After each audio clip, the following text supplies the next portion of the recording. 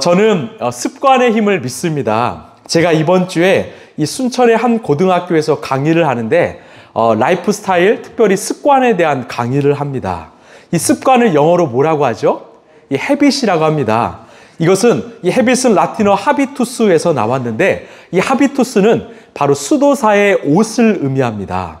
이 중세 시대의 수도사들은 아침에 종이 치면 이 벽에 걸려 있는 그 옷 하비투스를 입고요. 이 노동을 하고 이 기도를 했습니다. 그리고 밤에 종이 땅 치면 또 그 하비투스를 이 벽에 걸어 두었지요. 매일 옷을 입는다, 반복하다, 이것이 하비투스가 바로 습관, 이 헤빗이 된 것입니다. 지금 저와 여러분은요, 바로 습관이 만든 작품입니다. 따라할까요? 나는 습관 덩어리입니다. 여러분의 말과 또 여러분의 표정과 또한 여러분의 행동, 또 우리의 생각, 우리의 라이프 스타일은요, 또한 우리의 신앙생활은 모두 습관이 만든 작품이에요. 지금 여러분이 앉아있는 자리 있죠? 늘 내가 앉는 자리 있잖아요. 이것도 습관입니다. 이런 말이 있습니다. 처음에는 우리가 습관을 만들지만 나중에는 습관이 우리를 만든다. 습관은 최고의 하인이거나 최악의 주인이다. 모든 성공과 실패의 95%는 습관이 결정한다. 좋은 습관은 어렵게 형성되지만 성공으로 이끌고 나쁜 습관은 쉽게 형성되지만 실패로 이끈다. 여러분, 내 인생을 바꾸고 싶습니까? 그렇다면 좋은 습관을 형성하시길 바랍니다. 할 수 있어 결단만 하지 마시고 여러분 한번 행동해 보시길 바랍니다. 많은 사람들이요, 인생을 바꾸고 싶어서 사람들이 많이 모인 큰 집회에 많이 다녀요. 또는 큰 세미나에 갑니다. 그곳에 갔다 오면 내 인생이 바뀔 거라고 생각합니다. 아니요, 중요한 것은요, 갔다 온 그 다음입니다. 그곳에서 받은 내 불씨를 마음에 품고요, 내 삶의 자리에서 꾸준히 습관으로 살아갈 때 우리는 바뀔 수 있다는 거죠. 왜? 우리는 습관 덩어리이기 때문입니다. 저는 이것을 이 벽돌을 쌓는다라고 생각해요. 여러분, 하루아침에 집은 완성될 수가 없지요. 꾸준히 날마다 벽돌 한 장 한 장을 쌓을 때 어느새 우리의 삶은요, 아름다운 집이 될 것입니다. 이것이 우리의 인생입니다. 그래서요, 이 런던 대학교의 이 제인 교수팀이 하나의 습관이 형성되기 위해서 얼마의 시간이 필요한가 연구해 봤더니 약 66일의 시간이 필요하다고 결론을 내렸어요. 66일 동안 꾸준히 하시면 내 습관이 된다라는 거죠. 우리 라이프처치의 사명은요, 굿뉴스, 굿라이프입니다. 굿뉴스, 예수 그리스도의 복음과 함께 굿라이프, 좋은 삶, 건강한 삶을 사시길 바랍니다. 그래서요, 오늘 내게 필요한 좋은 습관이 있다면 한번 꾸준히 66일 동안 한번 실행해 보시길 바랍니다. 그것이 만약 기도라면 단 10분이라도 66일 동안 꾸준히 해보시길 바라고요. 말씀 묵상이라면 66일 동안 꾸준히 해보시길 바랍니다. 운동이라면요, 66일 동안 꾸준히 해보시길 바랍니다. 이 인생 좌우명 중 하나가요, 바로 꾸준함이 진리다예요. 제가 참 부족하지만 저한테 있는 장점이 하나 있다면 저는 꾸준함입니다. 저는 하루에 루틴이 있고요, 꾸준한 일주일의 루틴이 있습니다. 이 개척하면서 지금까지 매일 묵상을 꾸준하게 올리고 있어요. 그래서 여러분 아침마다 이 제 정성이 담긴 묵상을 꼭 들으시길 바랍니다. 그리고 금요기도회, 주일 예배, 신방, 그리고 개인적인 운동, 독서, 기도, 묵상 등 저만의 꾸준한 루틴이 있습니다. 이 루틴이 있기 때문에 어떤 상황이 찾아와도요, 저는 쉽게 흔들리지 않고 걸어갈 수 있었던 것 같습니다. 여러분에게로 질문할까요? 여러분이 가지고 있는 이 좋은 습관은 무엇입니까? 여러분만의 하루의 루틴이 있습니까? 또한 여러분에게 필요한 습관은 무엇입니까? 오늘 성령님께서 여러분에게 필요한 것을 생각나게 해주시길 간절히 소망합니다. 그리고 꾸준히 실천해서 정말 변화된 인생, 굿라이프를 살아가는 저와 여러분 되길 간절히 소망합니다. 우리가 성경을 보면요, 이 하나님께서 당신의 뜻이라면서 반드시 지키라고 하신 이 말씀이 있습니다. 우리 데살로니가전서 5장 16절에서 18절입니다. 시작. 항상 기뻐하십시오. 끊임없이 기도하십시오. 모든 일에 감사하십시오. 이것이 그리스도 예수 안에서 여러분에게 바라시는 하나님의 뜻입니다. 아멘. 세 가지입니다. 바로 기쁨과 기도와 감사예요. 그런데 이 앞에는 수식어가 붙습니다. 항상, 끊임없이, 모든 일에. 즉 날마다 하라는 거죠. 여러분, 날마다 기뻐하십시오. 날마다 기도하십시오. 날마다 감사하십시오. 여러분, 왜 하나님이 우리에게 이것을 날마다 지키라고 하셨을까요? 저는 답을 압니다. 이것은 하나님을 위한 일일까요? 아니요. 바로 저와 여러분을 위한 일입니다. 주님께서 우리에게 바라시는 것은요, 우리에게 순종을 원하시는 것은, 이것은 주님을 위한 일보다 바로 우리를 위한 일이라는 것이죠. 여러분 믿으십니까? 여러분, 우리 주님은요, 우리가 행복하길 원하세요. 우리가 기뻐하길 원하시고 우리가 감사하길 원하십니다. 그래서 저는 이 말씀을 참 좋아하는데요. 우리 스바냐 3장 17절 말씀입니다. 시작.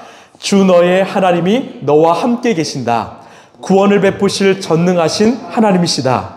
너를 보고서 기뻐하고 반기시고 너를 사랑으로 새롭게 해주시고 너를 보고서 노래하며 기뻐하실 것이다. 아멘. 여러분, 이 말씀을요, 천천히 묵상해 보십시오. 여기서 주님의 마음이 느껴지지 않으십니까? 주님은 우리를 바라만 보셔도 기뻐하시고 좋아하시는 그 주님이라는 거죠. 이 주님의 마음을 한번 누려보시길 바랍니다. 그래서요, 우리는 감사해야 합니다. 아니요, 우리는 감사할 수 있습니다. 왜? 이 세상을 창조하시고 다스리시는 하나님께서 저와 여러분을 이처럼 사랑하시기 때문입니다. 이거면 되지 않을까요? 저는요, 이 평소에 많은 사람들과 이 대화를 나눕니다. 이 대화를 하다 보면 참 기대가 되는 사람이 있고요, 좀 아쉬운 사람이 있어요. 어떤 차이일까요? 바로 이 감사의 고백이에요. 누군가는 말끝마다 꼭 감사를 붙여요. 아, 감사하지요. 참 감사합니다. 지금 그분의 삶은요, 쉽지 않아요. 어려운 환경입니다. 형편입니다. 그럼에도 불구하고요, 아, 감사해요. 그래도 감사해요. 저는 그런 인생은 참 기대가 됩니다. 왜? 하나님의 뜻에 순종하고 있기 때문이죠. 이 미국의 심리학자 로버트 이먼스가 쓴 이 마음을 여는 감사의 발견이란 책에 이런 내용이 있습니다. 잘 들어보십시오. 감사하는 습관을 가진 사람들은 놀랍게도 병에 잘 걸리지 않거나 병에서 빨리 회복되고 자신의 미래에 대해서도 낙관적이라고 말합니다. 또한 감사하는 습관은 마음에서 우러나온 감사는 분노, 반감, 질투, 비통함과 같은 해악의 방화벽이 되어주고, 즉 마음의 평안이 찾아온다는 거죠. 상호관계를 촉진하며 친밀한 인간관계를 유도한다. 즉 감사할 수 있는 사람이 관계성도 좋다라는 거예요. 이는 사회적 성공으로 이루어질 수 있다는 것을 일깨워준다. 여러분, 감사의 힘이요, 신앙적인 것만 뿐만 아니라 과학적, 심리적, 사회학적으로도 증명되었다라는 것입니다. 감사하는 인생은요, 다르다는 거예요. 그래서 여러분, 감사하시길 바랍니다. 주어진 상황에만 감사하지 마시고 감사로 상황을 바꿔가시길 바랍니다. 주어진 감정에만 감사하지 마시고 감사로 감정을 바꿔가시길 바랍니다. 우리가 잘 아는 사도 바울은요, 예수님을 믿고 나서 그의 삶이 세상적으로 성공했을까요? 더 나아졌을까요? 아닙니다. 오히려 예수님을 만나서 고난과 고통의 연속의 삶을 살게 되었습니다. 우리 고린도서 11장 24절에서 27절을 보시면 유대 사람들에게서 마흔에서 하나를 뺀 매를 맞은 것이 5번이요, 채찍으로 맞은 것이 3번이요, 돌로 맞은 것이 1번이요, 파선을 당한 것이 3번이요, 밤낮 꼬박 하루를 망망한 바다를 떠다녔습니다. 자주 여행하는 동안은 강물의 위험과 강도의 위험과 동족의 위험과 이방 사람의 위험과 도시의 위험과 광야의 위험과 바다의 위험과 거짓 형제의 위험을 당하였습니다. 수도 없이 위험을 당했지요. 또 수고와 고역에 시달리고 여러 번 밤을 지새우고 줄이고 목마르고 여러 번 굶고 추위에 떨고 헐벗었습니다. 요약하자면 정말 고통과 죽음의 연속이었다는 거예요. 그런데 저는 이 바울의 고백에서 어떤 절망과 낙심이 느껴지지 않습니다. 오히려 결의가 느껴지고 의지가 느껴집니다. 사명감이 느껴집니다. 어떻게 그럴 수 있었을까요? 바울에게 이런 고난과 고통을 견디고 이겨낼 수 있는 한 가지 비결이 있었는데 그것은 바로 감사였습니다. 그래서 이 에스라 성경대학원의 이진섭 교수가 연구를 보면 이 신약 성경 안에 감사의 표현이 약 70%가 바울 서신 안에 있었다라고 이 연구를 발표했던 것을 보았습니다. 무슨 말입니까? 바울 서신에 반드시 등장하는 단어가 있다면, 고백이 있다면 바로 감사라는 거예요. 그 감사가 있었기 때문에 그는 끝까지 흔들리지 않고 복음을 전할 수 있었던 것입니다. 그는 끝까지 사명을 이뤄낼 수 있었던 것입니다. 그래서 오늘 말씀이 나온 것입니다. 우리 6절 말씀 함께 읽겠습니다. 시작. 아무것도 염려하지 말고 모든 일을 오직 기도와 강구하고 여러분이 바라는 것을 감사하는 마음으로 하나님께 아뢰십시오. 아멘. 지금 바울은 이 삶을 고백하면서 이렇게 표현하는 거죠. 염려하지 말고 기도해야 하는데 무엇보다 감사함으로 기도하라는 거예요. 그럼 사도 바울이 말하는 감사는요, 어떤 의미일까요? 여러분, 감사요, 우리가 자주 쓰잖아요. 바울이 말하는 감사는 어떤 의미일까요? 지금 바울은요, 감사와 염려를 대칭해서 말하고 있어요. 여러분, 왜 우리가 염려할까요? 바로 내가 하려 하기 때문입니다. 지금 염려한다는 것은 내 힘으로 해결해 보려고 애쓰고 있기 때문이에요. 그러면 감사는요, 하나님께 맡겼기 때문입니다. 내가 하는 거 아닙니다. 하나님께 모든 것을 맡겼기 때문에 감사할 수 있는 거예요. 우리 하나님, 이 세상을 주관하시는 하나님께서 내 삶 가운데 가장 좋은 것, 선한 것으로 채워주심을 믿기 때문에 감사할 수 있는 것입니다. 다시요, 염려는 내가 하기 때문이고 감사는 하나님께 맡겨드렸기 때문에 할 수 있는 것입니다. 그래서 염려하지 말고 감사로 기도하라는 거예요. 다시 말해서 하나님께 맡기라는 것입니다. 내가 붙잡고 있지 말고, 내가 품지 말고 하나님께 맡길 때 우리는 감사할 수 있다는 거죠. 그런 의미에서 여러분, 감사로 하는 기도는요, 가장 강력한 기도입니다. 왜요? 하나님께 맡겨드렸기 때문에 하나님께서 일하실 수밖에 없는 가장 강력한 기도이지요. 성경은요, 이것을 증명하고 있습니다. 다니엘은요, 이 사자굴에 던져질 위기 속에서 하나님께 감사의 기도를 드렸습니다. 그때 하나님께서는 바로 사자의 입을 막으셨습니다. 요나는요, 물고기 뱃속에서 감사의 기도를 드렸습니다. 하나님은 물고기가 요나를 토해내도록 명령하셨습니다. 예수님은 죽은 지 3일 되어서 시체가 된 나사로를 보면서 하나님께 감사의 기도를 드리셨습니다. 하나님은 그 나사로를 살리셨습니다. 이 남자 어른만 5,000명이 넘고요, 여자와 아이들을 합하면 약 2만 명이 되는 사람들이 이 배를 굶고 있습니다. 그때 예수님은 보리떡 5개와 물고기 2마리를 가지고 감사로 기도하셨어요. 하나님은 응답하셔서 모인 사람들을 모두 먹이고도 12광주리를 남게 하셨습니다. 여러분, 감사로 기도하시길 바랍니다. 여러분, 다시요, 감사로 기도하시길 바랍니다. 여러분, 감사의 기도는요, 우리의 삶을 하나님께 온전히 맡겨드리는 기도입니다. 그래서 감사의 기도는 하나님이 응답하실 수밖에 없는 강력한 기도이지요. 이 감리교의 창시자 이 존 웨슬리가 이렇게 말했습니다. 우리 함께 읽어볼까요? 시작. 하나님은 응답하시는 것 외에는 아무 일도 행하지 않으신다. 저는요, 이 믿음의 기도에 감사를 넣어서 꼭 생각합니다. 왜요?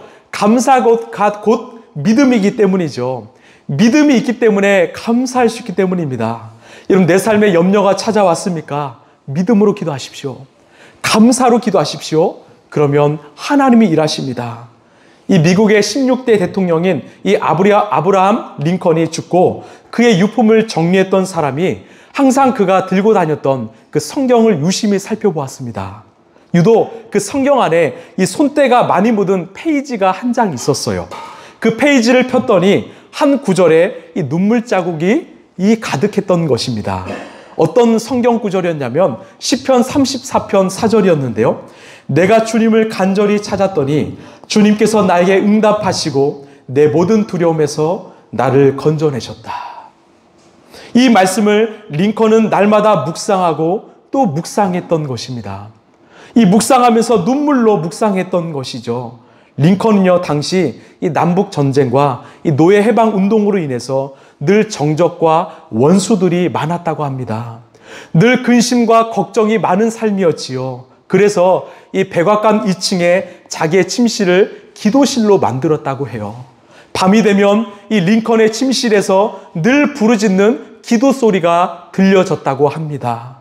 링컨도 사람이었기 때문에 늘 두려움과 염려가 많았지만 주님께 맡겨드렸기 때문에 이 남북전쟁과 노예 해방을 끝까지 완수할 수 있었던 것입니다.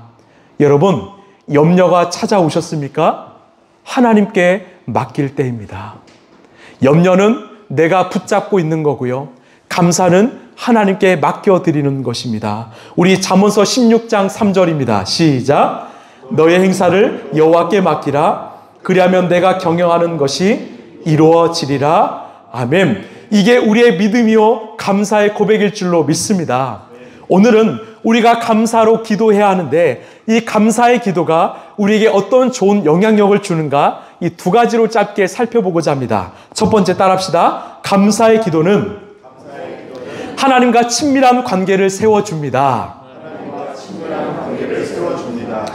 우리 예수님이 가르쳐 주신 그 주기도에서 가장 먼저 등장하는 말이 뭐죠? 바로 하늘에 계신 우리 아버지란 말입니다. 즉 하나님이 우리의 아버지라는 거예요. 이것은 하나님과 우리의 관계가 마치 부모와 자녀의 관계처럼 가깝다라는 말입니다. 이런 하나님과 우리는요 그런 관계입니다. 우리가 기도할 때 먼저 하나님과 우리의 관계가 어떤 관계인지를 확인해야 합니다. 지금 내 기도를 들으시는 분은 누구신가? 그분과 나의 관계는 어떠한가? 결국 내가요 하나님께 기도한다는 것은요 내가 하나님을 신뢰합니다. 내가 하나님을 믿습니다. 하나님은 내 기도를 들으실 뿐만 아니라 내 기도에 신실하게 응답하시는 분이심을 내가 믿습니다. 이 고백이라는 거죠. 하나님을 믿는 자가 기도할 수 있습니다. 하나님을 신뢰하는 자가 기도할 수 있는 것입니다. 그래서요 우리는 감사할 수밖에 없어요. 왜? 우리의 연약한 기도를 들으시고 응답하시는 우리 하나님이 계시기 때문입니다. 또한 그분이 우리의 아버지이시기 때문입니다. 요즘이요 많은 사람들이 이 무당을 많이 찾는다고 합니다. 이 점집에 들어가서요 신에게 많은 돈을 바치고 이 정성을 다해 기도한다고 합니다. 그런데 저는 참 이상한 점이 하나 있습니다. 뭘까요?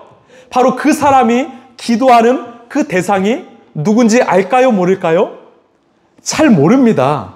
내가 기도하는 신이 나와 어떤 관계이고요 어떤 능력이 있는지 우리는 모릅니다. 그냥 무당이 돈을 많이 바치라고 해서 바치고요 정성을 다해서 기도하라면 여러분 기도하는 거예요. 그래서 우리는 그것을 이 미신이라고 말하죠. 이 사전적 미신의 정의는요 이런 말입니다. 과학적 관점에서 헛된 것으로 여겨지는 이 믿음이나 신앙이다. 마음이 무엇에 끌려서 잘못 믿는 것 또한 아무런 과학적 근거도 없는 것에 대한 이 맹신을 우리는 미신이라고 합니다. 참 안타까운 모습이 아닐까요? 뭐라도 잡고 싶은데 그 무당에 이끌려서 알지 못하는 신에게 정말 어떤 능력이 있는지도 모르는 신에게 모든 것을 바치고 있는 이 시대의 모습이 있다라는 거죠. 여러분 우리가 감사할 것은요 우리는 기도하는 대상이 누군지 압니다. 그분은 우리의 아버지이십니다. 우리에게 가장 좋은 것, 선한 것을 주시는 분이십니다. 우리의 인생을 끝까지 책임져 주시는 분이십니다. 여러분 믿으십니까? 결국 우리는 기도하면 기도할수록 우리 하나님을 더 알게 되고요. 하나님과 더 교제하게 되고 하나님을 더 닮아가게 되는 것입니다. 그래서 우리는 그 하나님 때문에 이 땅에서 날마다 천국을 경험하게 될 것입니다. 그래서요, 여러분 감사하시길 바랍니다.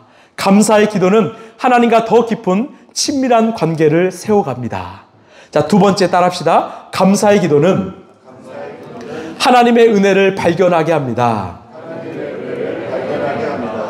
이 기독교 상담학에서 이 상담자의 역할은요, 이 내담자의 상처가 된 과거의 사건을 이 바라보는 관점과 마음의 상태를 이 치유하는 역할을 합니다.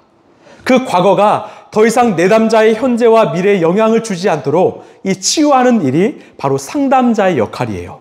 결국 상처가 된 과거의 상황을 이 재해석시켜주는 것입니다.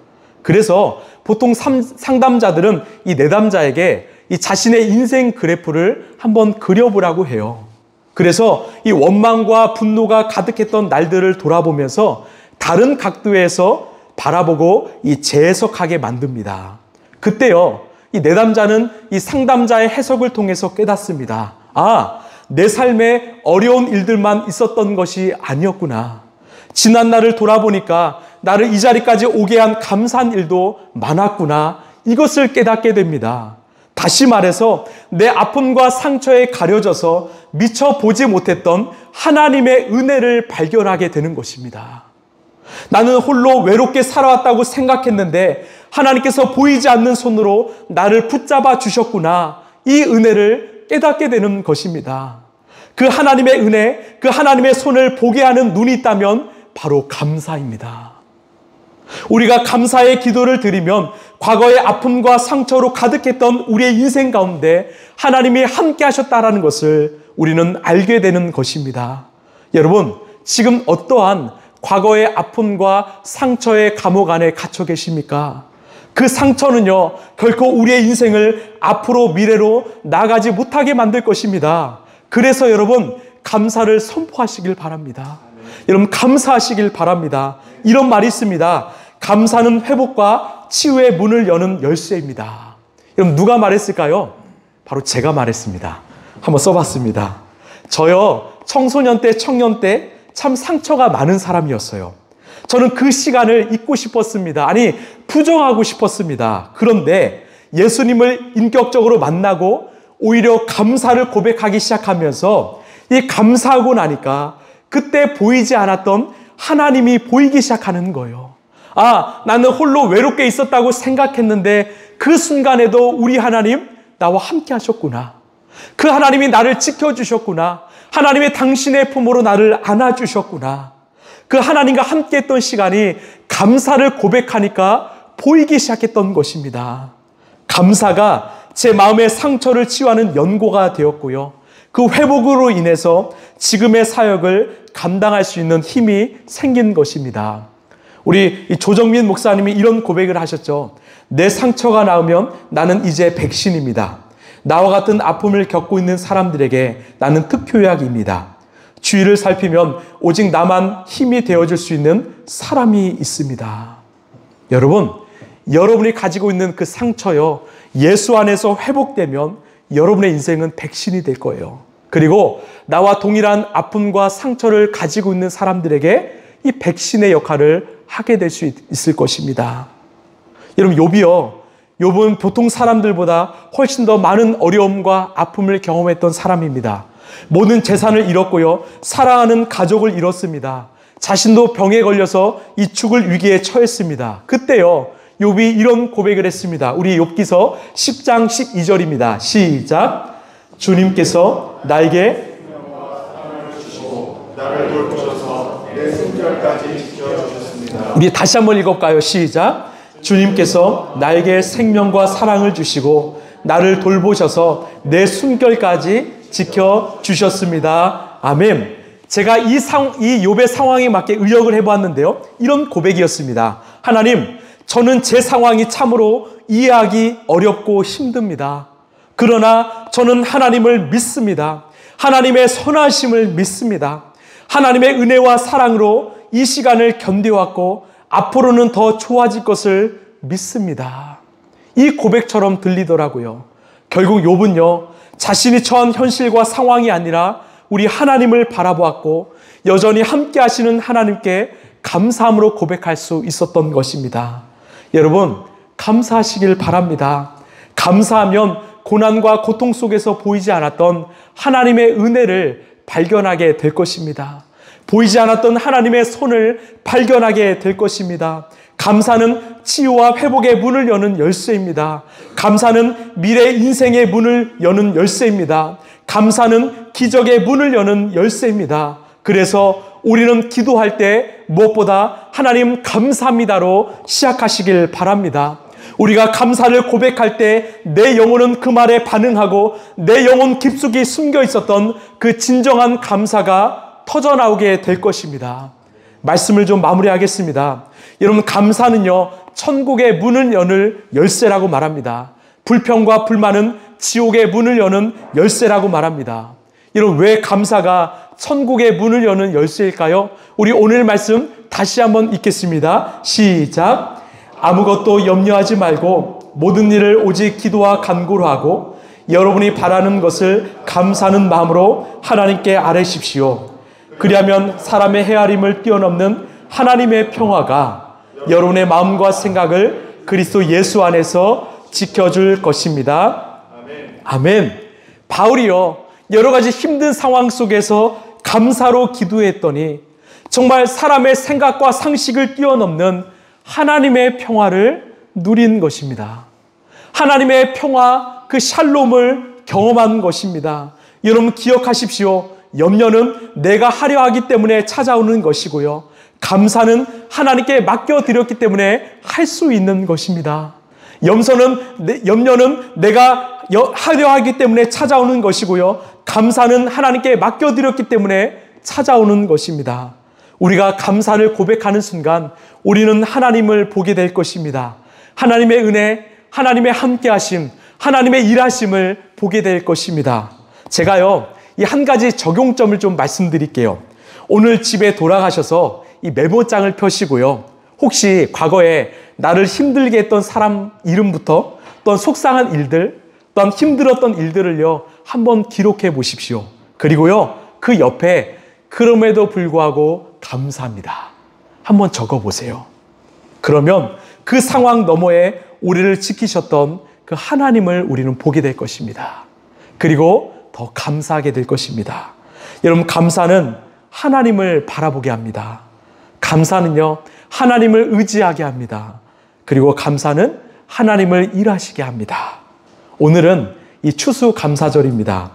여러분, 추수감사절은요, 누구보다 이 농부들이 기다리는 날입니다. 여러분, 농부들에게는요, 이 자연 환경이 정말 중요해요. 날씨와 기후가 정말 중요합니다. 그렇기에 1년을 감사로 결산하는 오늘이 얼마나 기다려질까요? 무엇보다 이날 감사할 수 있다는 것은 하나님이 그 농작물을 지켜주셨기 때문에, 하나님이 모든 것을 다 보호하여 주셨기 때문에 여러분 감사할 수 있는 것이죠. 여러분, 우리 이 시간 잠깐 눈을 감아볼까요? 그리고 우리의 1년을 한번 결산하면서 돌아봤으면 좋겠습니다. 여러분, 우리가 이 자리에 앉아 수 있는 것, 정말 이 시간까지 우리가 걸어올 수 있는 것은요, 정말 하나님의 은혜 아니고는 여러분 설명할 수가 없지 않을까요? 여러분, 무엇보다 하나님이 우리의 아버지시기 때문에, 하나님이 우리와 함께 하셨기 때문에, 하나님의 은혜가 나를 다스리고 있기 때문에, 하나님의 우리의 가정과 일터를 지켜주셨기 때문에 여러분, 우리가 감사할 수 있는 거 아닐까요? 우리가 늘 감사했으면 좋겠어요. 여러분, 주어진 상황과 감정 때문에 감사하는 것이 아니라 정말 우리를 지키시고 우리와 함께 하시는 하나님 때문에 감사하기를 원합니다. 하나님이 나의 목자이시기 때문에 나는 감사합니다. 하나님이 나와 함께 하시기에 나는 감사합니다. 하나님이 나를 부르셨고 택하셨고 나와 동행하시기 때문에 나는 감사합니다. 우리 잠시 우리의 감사의 고백으로 우리 잠시 기도했으면 좋겠습니다. 우리 함께 기도하시겠습니다.